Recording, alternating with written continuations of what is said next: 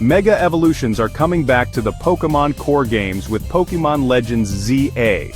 And players are trying to pick their favorites, or get a grasp on the best options for a possible return of this mechanic to the competitive scene.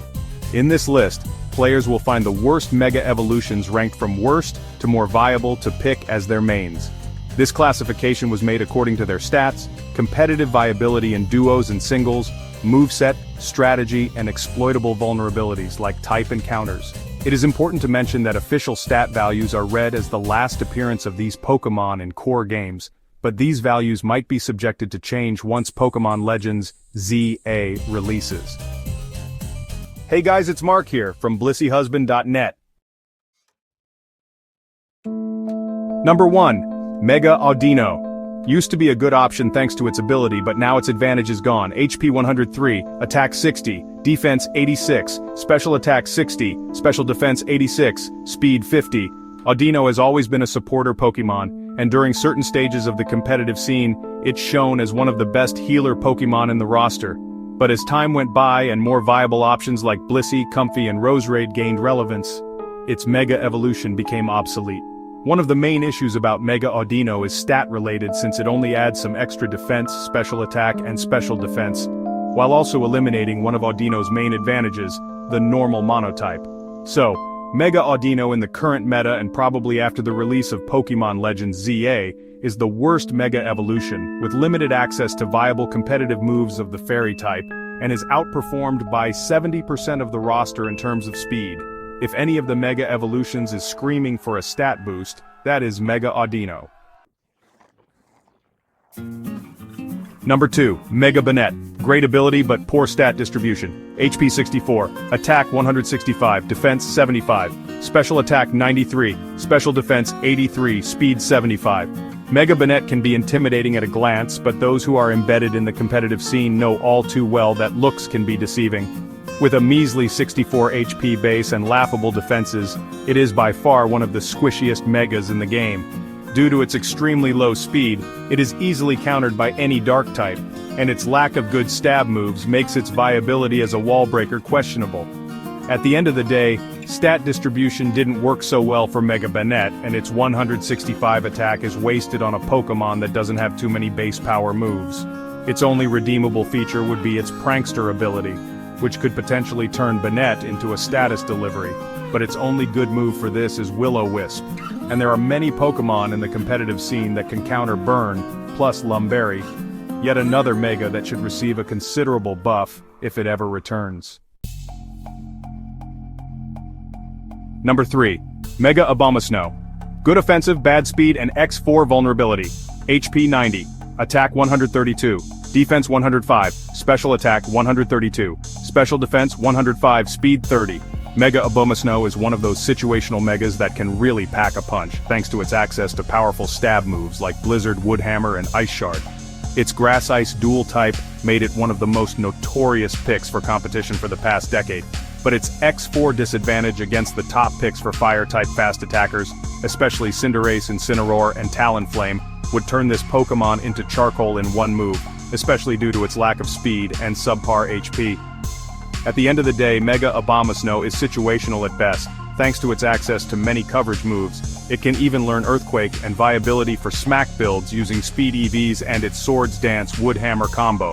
Still, since it is also vulnerable to hazards, Stealth Rock ruins it, and these moves have become top of the meta. It would be best to rely on other mixed attackers before relying on the Frost Tree Pokémon. Number 4. Mega Ampharos. Great special attacker, but its Dragon type makes it extremely vulnerable to Fairy metas. HP 90, Attack 95, Defense 105, Special Attack 165, Special Defense 110, Speed 45. Mega Ampharos has been questioned as one of the most neglected Megas in the roster, with access to an extreme special attack boost in exchange for losing more of its already negligible base speed. To make things even worse, it becomes a dual Electric/Dragon type, which exposes it to tons of possible counter-stab moves. Mold Breaker, its core ability, would make more sense if it had access to good coverage moves, which it doesn't. And to make things even harder for its competitive viability, the Meta always includes either a fairy or ice type with powerful moves that could end its career at a flick of the thumb. Other strong stab attackers have access to Earthquake, which is a guaranteed OHKO for Mega Ampharos. Its type combination couldn't be any worse for the current meta, and there's yet another challenger that has become an uber counter for poor Mega Ampharos and can be extremely difficult to tackle. Mega Blissey. Not even if all the planets are aligned and players run it with a support build, often called Cleric, does Mega Ampharos become any better than it already is. Situational at best, cannon fodder if counterpicked. Number 5. Mega Glalie. Decent stab at the cost of high-risk moves. HP 80, Attack 120, Defense 80, Special Attack 120, Special Defense 80, Speed 100. Mega Glalie's only redeemable feature is its Refrigerate ability, which turns all normal-type moves into Ice-type moves. This makes the use of Double Edge and Hyper Beam powerful stab options for wall breaking, in exchange for wearing down Mega Glalie or exchanging it for the enemy's strongest attacker using Explosion as a last resort. But players should maximize speed and attack for this strategy to work, causing Mega Glalie's already negligible bulk to become a liability. Another smart move is to use it as a hazard or revenge kill Pokémon with Spikes, Earthquake, Ice Shard and Return. But that diminishes its stab capability and eliminates the high-risk, high-reward viability.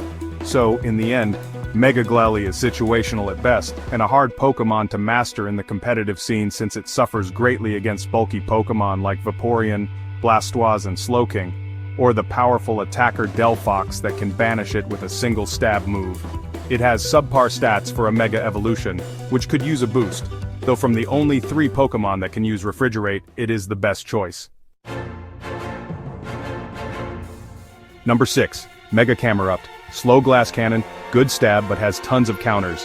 HP 70, Attack 120, Defense 100, Special Attack 145, Special Defense 105, Speed 20. When Camerupt undergoes Mega Evolution, it gains a substantial boost to Defense, Special Attack, and Special Defense, in exchange for dropping to the lowest of the low in terms of Speed 20. That means this Pokémon, without access to a Trick Room supporter in duos, is a sitting duck waiting to be one-hit, KO'd by powerful water speed attackers like Greninja and Floatzel. And bulky water types like Vaporeon, Blastoise, Swampert, and Mega Swampert can totally outperform it, even in Trick Room situations. Its 4 times vulnerability to water type is even a major flaw against opponents like Quaquaval, Inteleon, Kingler, and the list can go on and on. There's a wide array of possible counters or checks for this slow, glass cannon Pokémon, and its utility in the current meta is practically null.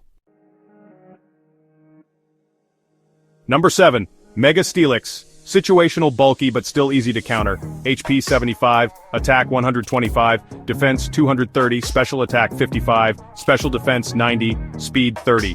With one of the highest defense stats in the current Pokémon roster, Mega Steelix is considered the go-to tank, which also has lots of viable stab builds and access to one of the meta hazard moves in the current competitive scene, Stealth Rock. Bulky but slow, Mega Steelix is a reliable choice against powerful foes like Togekiss, Mega Altaria, and is one of the strongest counters against Cleric Mega Ampharos. Its Sandforce ability is one of the best things it has, but at the same time, its dual typing makes it vulnerable to a lot of different types, and special attackers like Chandelure can melt it in no time, same with Ogerpon Wellspring Mask. Also, it is absolutely vulnerable to strong fighting types like Cobalion, Terrakion, Mega Lucario, Iron Valiant, or Quaquaval. Still, Mega Steelix is known for being one of the sturdiest coverage tanks since it has access to most Fang moves like Ice Fang, Fire Fang, and Thunder Fang. Although good in theory, in practice, Steelix falls short in speed, reliability, and versatility against most of the current meta picks. Number 8. Mega Garchomp has one of the worst stat trade-offs of all Megas. HP 108, Attack 170, Defense 115, Special Attack 120, Special Defense 95, Speed 92. Garchomp without its Mega Evolution is one of the fastest ground stab attackers and a fearsome Earthquake user that can one-hit KO dozens of different meta Pokémon, even if not vulnerable.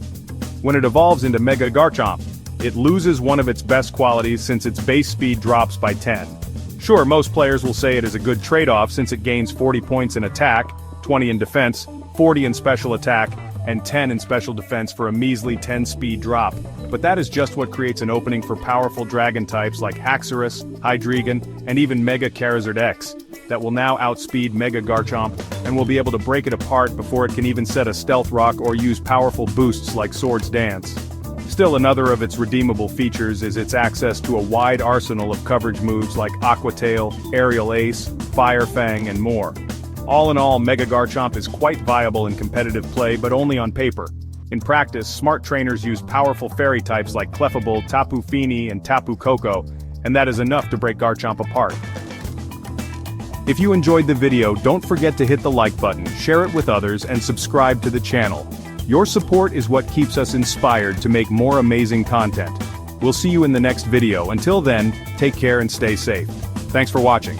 Oh, and if you've got any questions or suggestions, drop them in the comments below. We'd love to hear from you. Regards. BlisseyHusband.net